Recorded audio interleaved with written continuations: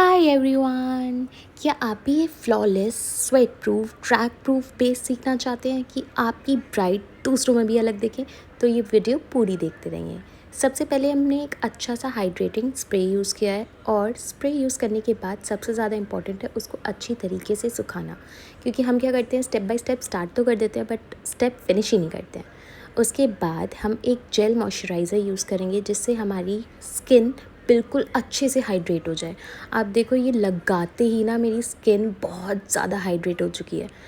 और उसको लगाने के बाद अच्छे से उसको एमल्सिफाई करेंगे जिससे कि हमारी स्किन जितना भी मॉइस्चर एब्जॉर्ब करना चाहती है वो एब्जॉर्ब कर ले, और अगर हमें एक्सेस लगता है उसके बाद तो हम एक वेट वाइप से उसको रिमूव कर देंगे। उसके बाद हमने एक प्राइमर यूज़ किया है फुल फेस पे, क्योंकि हमने क्रीम प्राइमर यूज़ किया है और इस प्राइमर में थोड़ी सी कवरेज है जिससे कि हमारी ब्राइट का बेस आने वाले टाइम में दिखेगा कैसा फ्लॉलेस दिखेगा आपको।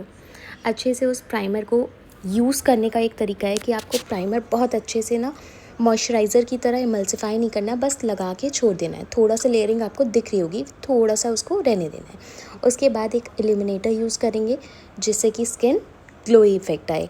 अब हमने स्वेट प्रूफ मेकअप करना है तो बेस तो हम मैट लेंगे बट हमें ग्लोइंग भी दिखाना है, तो उसके लिए हम एक अच्छा सा इल्यूमिनेटर यूज़ करेंगे।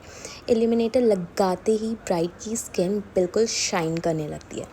थोड़ा सा ये आप हाइलाइटिंग के भी काम में कह सकते हैं आता है। इससे देखिए, पास से देखिए कितना अच्छा सा शाइन कर रहा है। उसके बाद हमने यहाँ पे फुल फेस को पीच करेक्टर से कवर करा है क्योंकि हमें थोड़ा सा टोन अप भी करना था और अपना बेस अच्छा सा बिल्कुल क्लियर दिखाना था। इसीलिए हम एक पीच करेक्टर से फुल फेस पे बहुत लाइट कवरेज, बिल्कुल भी ज़्यादा केकी नहीं होना चाहिए, बहुत ना के बराबर कवरेज यूज़ करेंगे। और उस पीच करेक्टर को हाइड करने के लिए उसके ऊपर हम एक कलर कंसीलर भी यूज़ करेंगे जिससे कि एक अपने शेड से एक टोन डार्कर, और इस पूरे पीच करेक्टर को हम उससे करेक्ट कर देंगे। वरना अगर हम इस पर डायरेक्ट फाउंडेशन लगाते हैं ना तो आपको वो जो येलोनेस दिखाई देती है, वो इसीलिए आप एक स्टेप छोड़ देते हैं। इसको फुल कवर करने के बाद हमने इस पर कलर करेक्शन भी करा है जो कि एक अपनी स्किन टोन से डार्कर शेड से।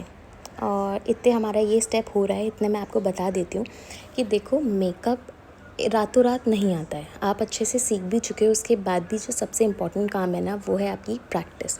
जितनी ज़्यादा आप प्रैक्टिस करोगे उतना अच्छा आपका मेकअप निकल के आएगा। किसी भी चीज़ में आप जितनी अच्छी प्रैक्टिस करोगे उतनी ही अच्छा आपका बेस निकल के, उतना ही अच्छा आपका वर्क निकल के आएगा। ओके, जितने भी करेक्शन ख़त्म हो चुके हैं उसके बाद हम यहाँ पे फाउंडेशन लगा रहे हैं। मैट फाउंडेशन यूज़ करेंगे।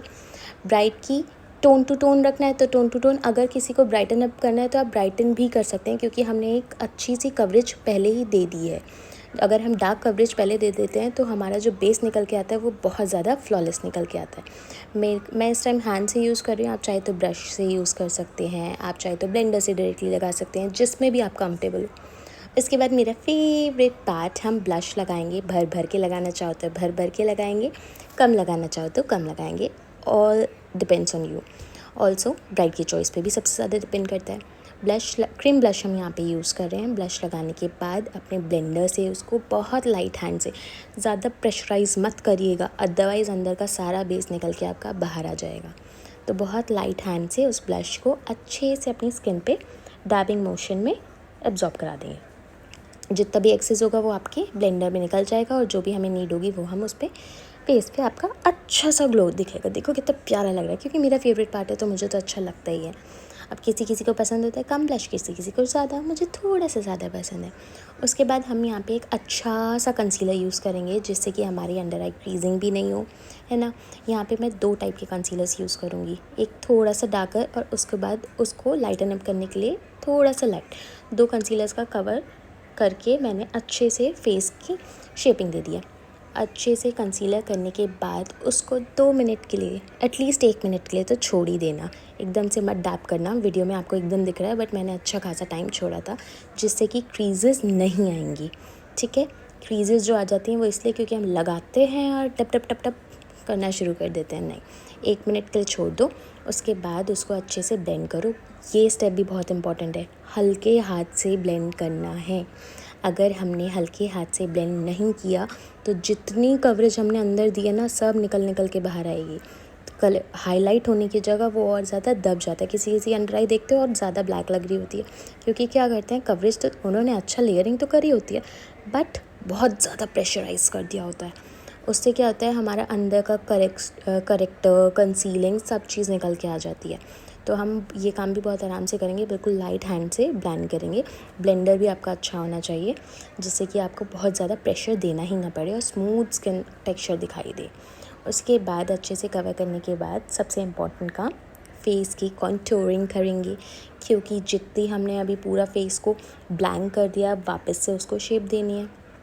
तो अपना कोई सा भी डार्क करेक्टर यूज़ कर सकते हैं, आप कॉन्टूरिंग स्टिक यूज़ कर सकते हैं। मैं इस टाइम अपने करेक्टर से ही इसको अच्छे से फेस को शेप दे रही हूँ। नोज़ को शेप दिए है, थोड़ी सी फोरहेड को शेप दिए। उसके बाद अपने ब्लेंडर से बहुत लाइट हैंड से, ये स्टेप्स तो याद ही कर लीजिए कि आप जितना लाइट हैंड से यूज़ करेंगे, फाउंडेशन के बाद आपको सारे स्टेप्स बहुत लाइट हैंड से करने हैं। फाउंडेशन लग गया अच्छे से, उसके बाद जो भी स्टेप्स आप ब्लेंडर से करेंगे वो सब बहुत लाइट हैंड से करने हैं, जिससे कि अंदर की कवरेज हमारी गायब हो ही नहीं। ठीक है, क्योंकि जितना अच्छा आपका हाथ हो जाएगा ना प्रैक्टिस कर करके, उतना क्लाइंट्स आपको, मैं बता नहीं सकती कि एक बार आपने अच्छा काम करना शुरू कर दिया आपके पास क्लाइंट्स की लाइन लग जानी है। ठीक है, ऐसा मत करना कि सस्ता मेकअप कर लिया, सस्ते प्रोडक्ट्स यूज़ कर लिए, बेकार। सस्ते पे भी अब अच्छा कर सकते हो, ऐसा नहीं है, मगर आप स्किल्स इम्प्रूव करो। ठीक है, तो बेकार काम कभी नहीं करना, वेट करते रहना। ठीक है, अपना काम अच्छा करते रहना, तो क्लाइंट्स आपके पास आएंगे ही आएंगे। आपका काम जब बोलेगा तो क्लाइंट्स भी आएंगे। ठीक है, उसके बाद हम बेकिंग करेंगे। ठीक, अंडर आइज़ की क्रीजिंग हटा के पहले अच्छे से ब्लेंडर से, उसके बाद अच्छा सा बेक कर देंगे फुल फेस को। अगर अच्छा सा बेक नहीं करोगे तो स्वेट प्रूफ नहीं होगा। बेकिंग सबसे इम्पॉर्टेंट पार्ट है स्वेट प्रूफ मेकअप के लिए। जितना हमने अच्छे से हाइड्रेट इसीलिए स्किन करी थी जिससे कि हमें आगे आने के लिए कोई प्रॉब्लम ना पड़े। यहाँ पे आप जितना अच्छा बेक करोगे उतना अच्छा आपका स्वेट प्रूफ मेकअप हो जाएगा। उसके बाद हम ब्लशर वापस से अप्लाई करेंगे। अगर आपको नीड होगी तो करिएगा, नहीं होगी तो उतना ही रहने दीजिएगा। इसके बाद यहाँ पे मैंने हाइलाइटर भी 3 टाइप के लिए हैं। ठीक है, क्योंकि मैंने मैट बेस यूज़ करा था, बट मुझे तब भी ग्लोइंग इफेक्ट दिखाना था। मेरे को डूई बेस का थोड़ा सा फिल्टर टाइप ऑफ दिखाना था, तो हमने क्या करा है, पहले एक सॉफ्ट हाइलाइटर लगाया है, उसके बाद एक शाइन के लिए ग्लोइंग सा हाइलाइटर लगाएंगे, और सबसे लास्ट में मैं अपना फेवरेट हल्के हल्के चंकी पार्टिकल्स वाला हाइलाइटर लाइट हैंड से लगा के 3 हाइलाइटर को मिक्स करा है। मगर जो लुक आएगा ना, ओ माय गॉड, मतलब कैमरा तो जस्टिफाई कर नहीं पाएगा जो ये प्यारा सा लुक निकल के आएगा ना। आई मीन मुझे कभी कभी लगता है भगवान जी, मैं अपने हाथ खुद चूम लेती हूँ, आपने मुझे इतना अच्छे से सिखाया, इतना अच्छे से करा, और देखिए कितना प्यारा बेस निकल के आया है। ऑल्सो अगर आपको ये आई मेकअप का भी ट्यूटोरियल चाहिए तो मुझे कमेंट सेक्शन में बताइए, और कैसा लगा आपको ये मेकअप ये भी मुझे ज़रूर बताइएगा।